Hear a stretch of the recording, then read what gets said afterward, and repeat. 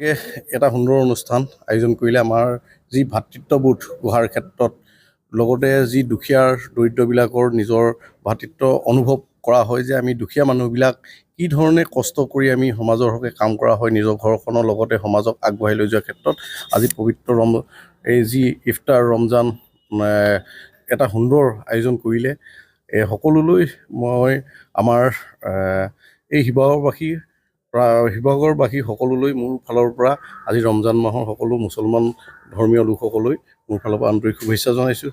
আমাৰ এই যাতে শিৱসাগৰখনত বিশেষকৈ আপোনালোকে সকলোৱে গম পাইছে যে আজি এটা আল্লাহক দোৱা কৰিছোঁ যে আমাৰ যি ভাতৃত্ববোধটো নাইকিয়া হৈ পৰিছে, বিশেষকৈ আমাৰ শিৱসাগৰ যিটো ঐতিহাসিক শিৱসাগৰ বুলি কোৱা হয়, ইয়াতে সকলো জনজাতি এক কৰাৰ যিটো প্ৰয়াস আমি সৰুতে টোকাৰী গীতত শুনিছিলোঁ আল্লাহ কি মুছলমান, সেই গীতটো যেতিয়া আমি সৰুতে শুনিছিলোঁ আমি দুখ লাগিছিলে।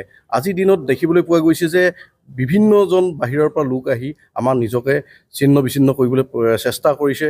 সেই ক্ষেত্ৰত আমি নিজকে আমি প্ৰস্তুত কৰিব লাগিব। বিশেষকৈ সকলোৱে জানিছে যে এইবাৰ মই শিৱসাগৰৰ পৰা প্ৰাৰ্থিত্ব প্ৰদান কৰিবলৈ আগবাঢ়ি গৈ আহিছোঁ।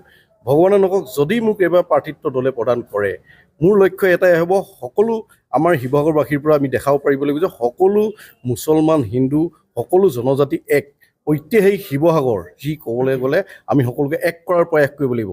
ইয়াত কোনো এনেকুৱা কথা নহ'ব যে এজন খিলঞ্জীয়া মুছলমান এজন হিন্দু, এনেকুৱা নহয়। ভাই ভাই যিটো কোৱা হয় সেই লক্ষ্যৰে আমি নতুন প্ৰজন্মক আগুৱাই আনি যি ধৰণে বিশৃংখল সৃষ্টি নকৰাৰ ক্ষেত্ৰত আমি প্ৰয়াস কৰিব লাগিব। সেই ক্ষেত্ৰত সকলোৱে সহায় সহযোগিতা লাগিব। আমি একতা এনাজৰীয়া বন্ধাৰ ক্ষেত্ৰত আমি যি শিৱদৌল সকলোৱে জানে, শিৱদৌলৰ প্ৰাংগণতে সকলো হিন্দু মুছলিম ভাই সকলো থাকে।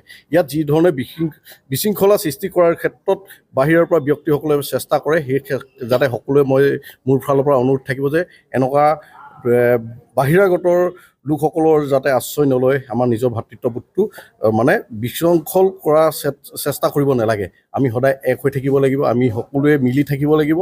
সকলো হিন্দু মুছলিম ভাই আমি খিলঞ্জীয়া লোকসকল শিৱসাগৰবাসী এক হোৱাৰ সময় আহি পৰিছে।